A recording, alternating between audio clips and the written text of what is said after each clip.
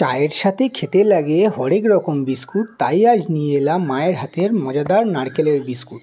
নমস্কার বন্ধুরা, gate easy cooking চ্যানেলে আরেকটি নতুন ভিডিওতে আপনাদের সবাইকে জানাই স্বাগত। ভিডিওটি শেষ পর্যন্ত দেখার অনুরোধ রইল। ভিডিওটা ভালো লাগলে লাইক, শেয়ার অ্যান্ড সাবস্ক্রাইব করতে ভুলবেন না। আর পাশের বেল আইকনটি অবশ্যই প্রেস করে দেবেন। আর ফেসবুক থেকে যদি কোনো বন্ধুরা দেখে থাকেন তাহলে অবশ্যই পেজটি ফলো করে আমাদের পাশে থাকবেন। তাহলে চলুন শুরু করি আজকের এই রেসিপি।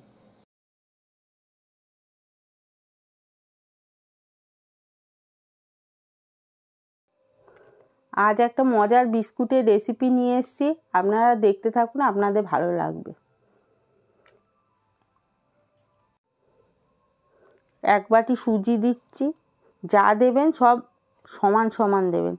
এক বাটি চিনি দিচ্ছি, এক বাটি ময়দা দিচ্ছি, এক বাটি নারকেল কোড়া দিচ্ছি। এর মধ্যে কোনো জল পড়বে না, এই চিনি আর নারকেলেই এইটা মাখা হবে।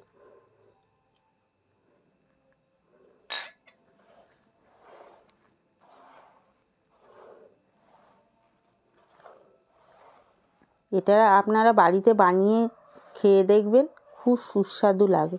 আর এটা অনেক দিন রেখে দেওয়াও যায় ঘরে।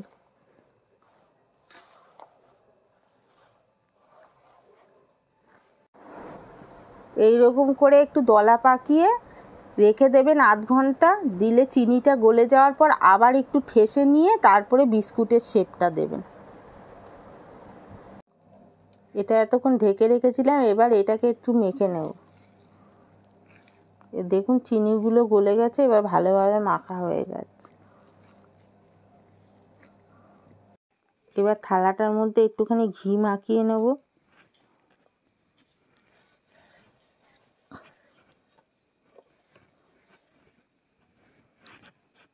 আর হাতেও একটু ঘি মাখিয়ে নেব।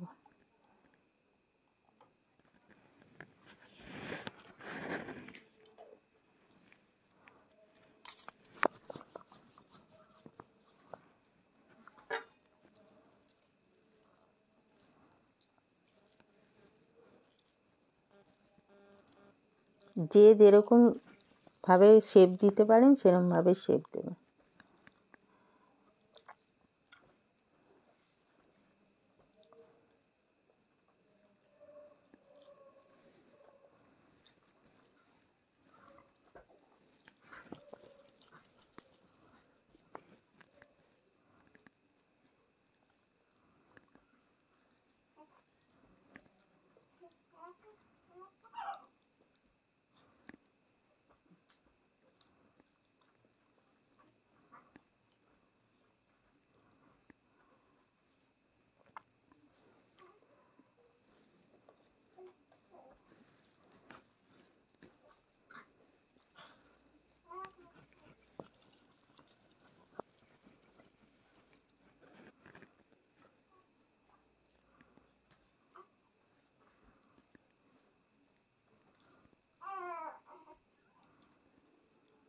এরকম করে সব কটা করে না।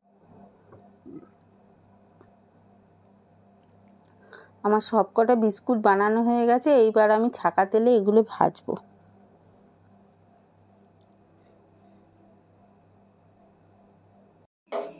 এবার গ্যাসটা ধরিয়ে নিলাম।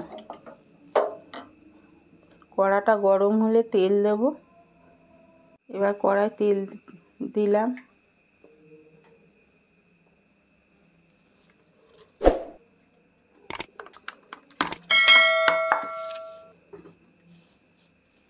তেলটা ভালো করে যখন গরম হবে তারপরে দেব।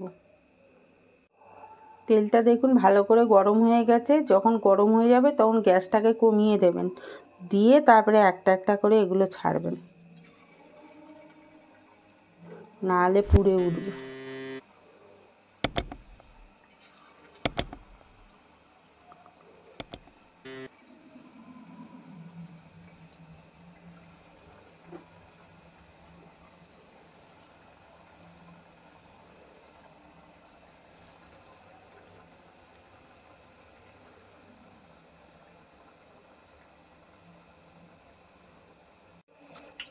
এবার আস্তে আস্তে একটু একটু উল্টে দিতে হবে।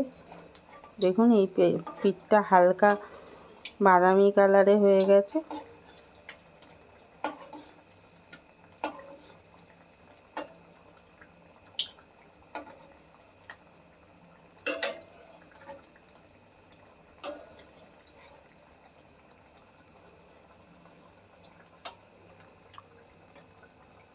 এবার এগুলো কিরম লাল লাল হয়ে গেছে, এইবার তুলে নেব।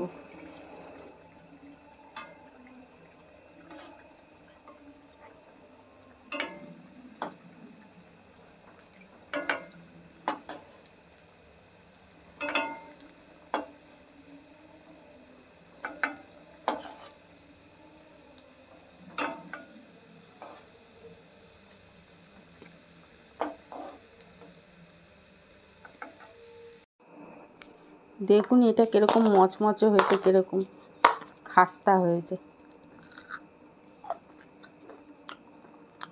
খেতে ভালো হয়েছে, কচমচ করে আওয়াজ হচ্ছে, খেতে খুব সুন্দর হয়েছে। আপনারাও বাড়িতে বানিয়ে খেয়ে আমাকে জানাবেন যে কেমন হয়েছে।